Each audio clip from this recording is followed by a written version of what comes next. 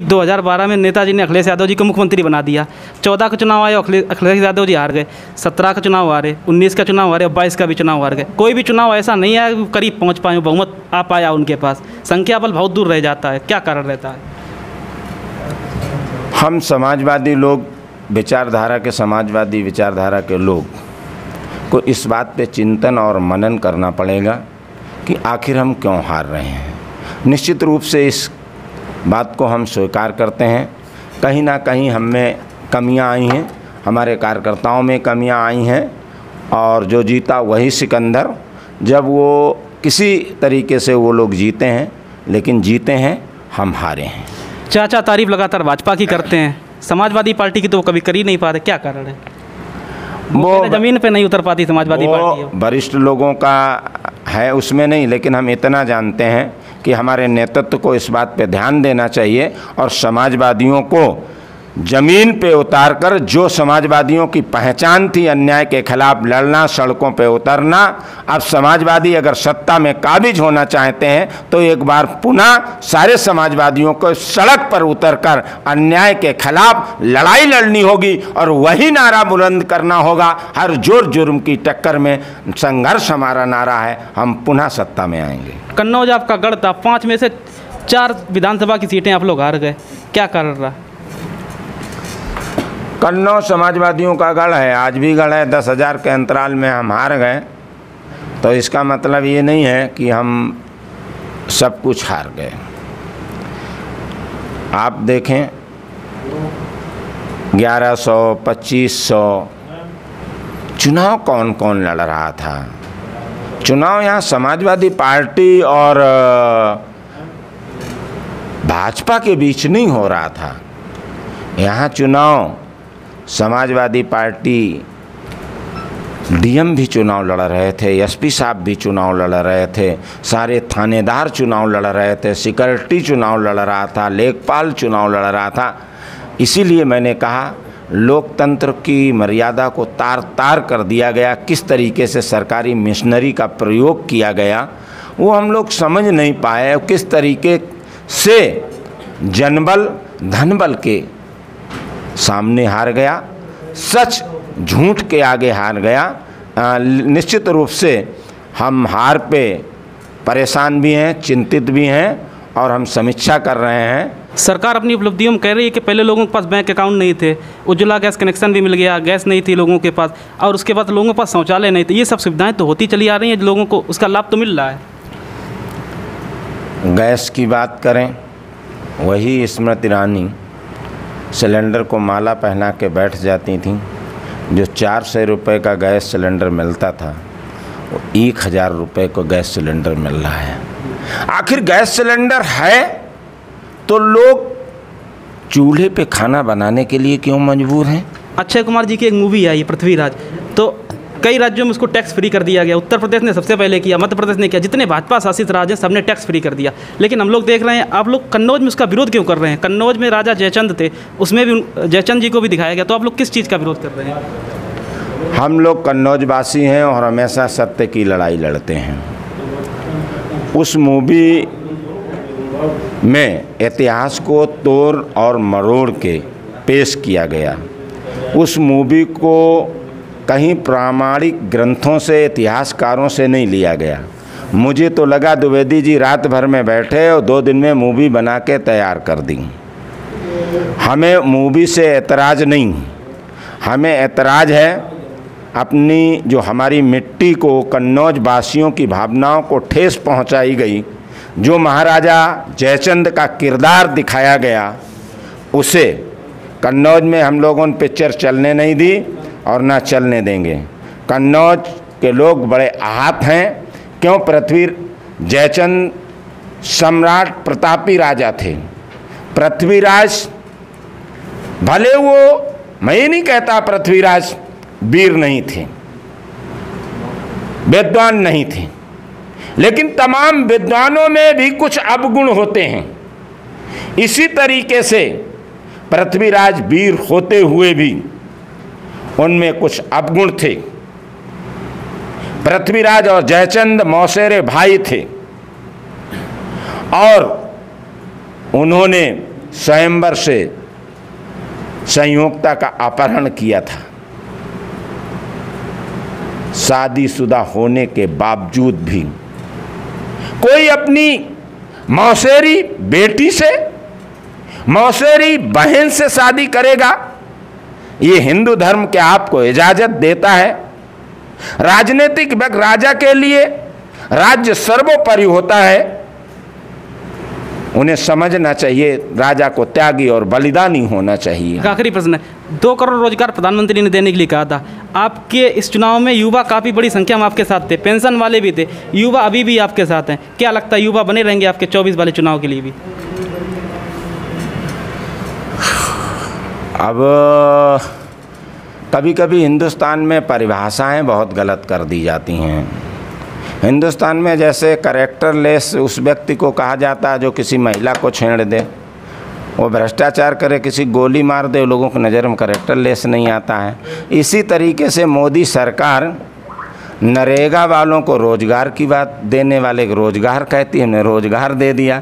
जिसने डॉक्टर बनने का सपना देखा, जिसने मास्टर बनने का सपना देखा, जिसने इंजीनियर बनने का सपना देखा, जिसकी माँ बाप ने अपने गहनों को गिरवी रख के अपने बेटों को IAS PCS बनाने का सपना देखा, और मोदी सरकार उन्हें नरेगा में फावड़ा पकड़ा रही है, कह रही है हमने रोजगार दे दिया। धारा 370 हटी थी, गृह मंत्री ने कहा था कि हम अक्साई चीन को भी वापस लेंगे, अपनी जान पर खेलकर उसको वापस करेंगे, तो नाम तो उन्होंने संसद में लिया था। धारा 370 हटी थी, सच में मुझे भी बड़ी खुशी हुई थी।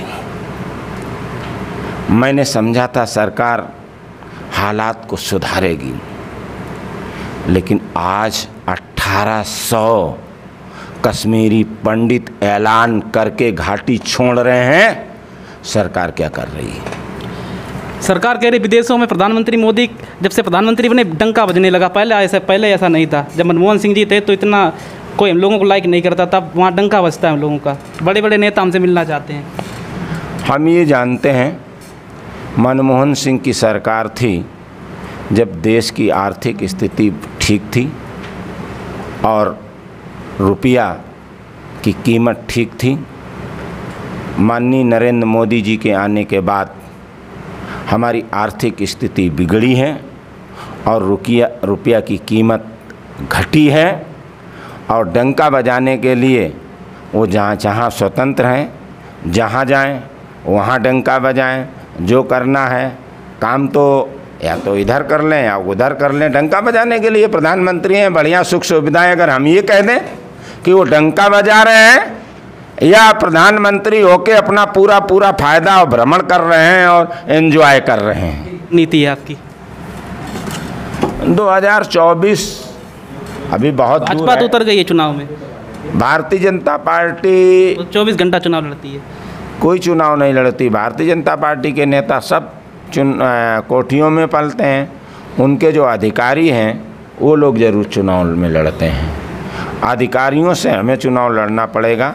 देखना है भारतीय जनता पार्टी का कोई नेता, तुम कहते भारतीय जनता पार्टी के नेता चुनाव लड़ते हैं। अरे कोई मर जाता उसके दुख सुख में वो खड़े नहीं होते हैं, आप कहते वो चुनाव लड़ते हैं। आप वक्त की बलिहारी कह लीजिए।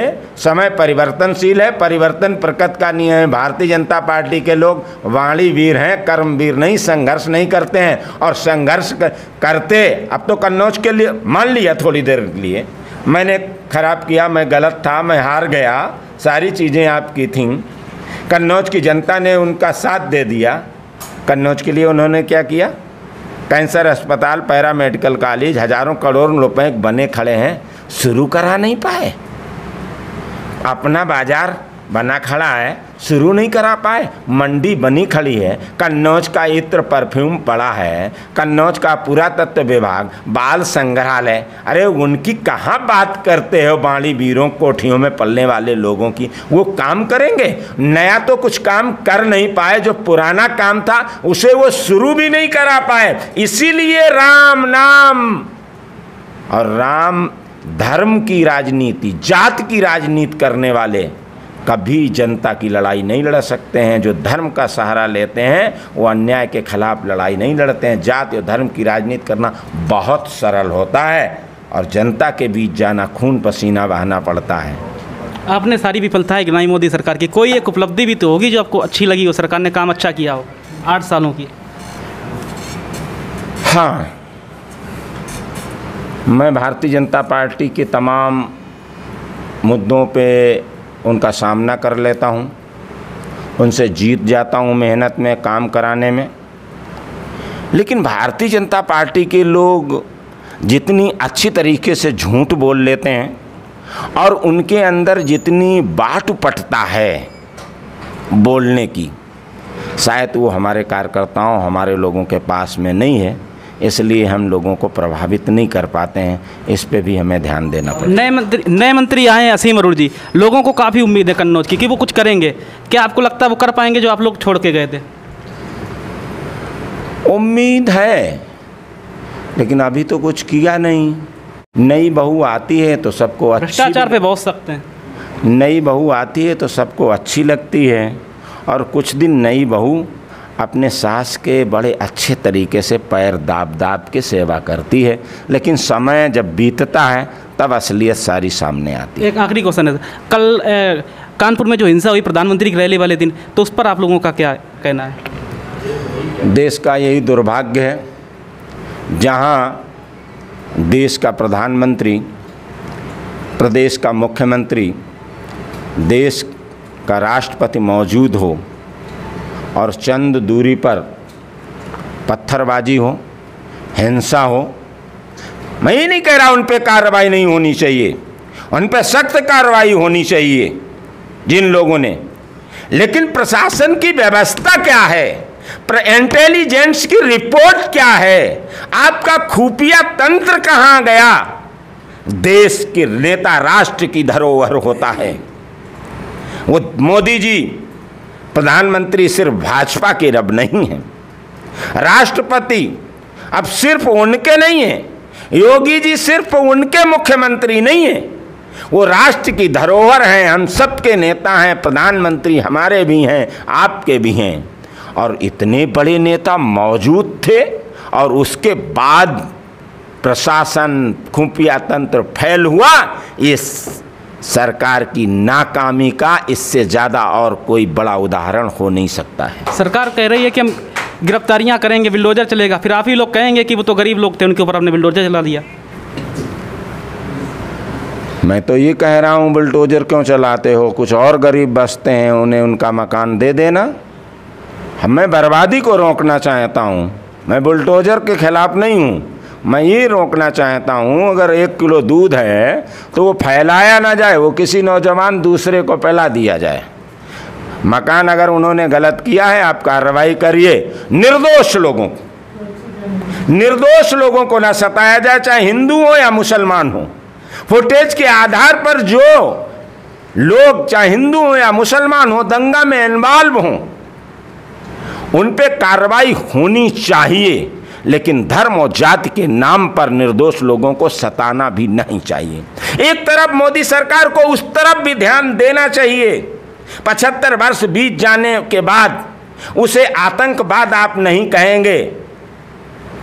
सिद्धू मूसेवाला को लेकर लोग सीना ठोक ठोक के कह रहे हैं इस मोदी सरकार में कि मैंने मारा।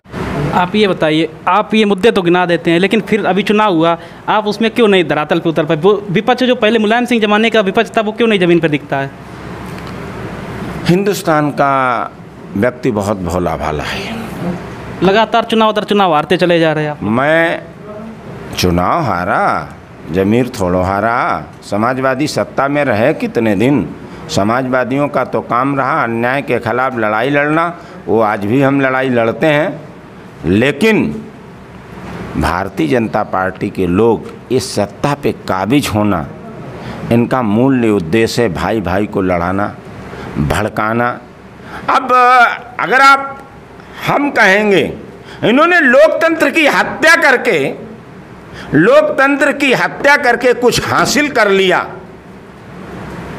संविधान को तार तार करके कुछ हासिल कर लिया, राम राज्य की कल्पना करने वाले लोगों ने, तो कोई मैं उनकी बड़ी उपलब्धि नहीं मानता हूँ। क्या ये भ्रष्टाचार और घूस नहीं थी? कि चुनाव के पहले आप 2-2 हज़ार रुपये देने लगो? पहले क्यों नहीं देते? ये भ्रष्टाचार और घूस नहीं थी, खुला उल्लंघन नहीं था कि आप उन्हें 10-10 की केंद्र सरकार और प्रदेश सरकार दोनों अनाज देने लगे।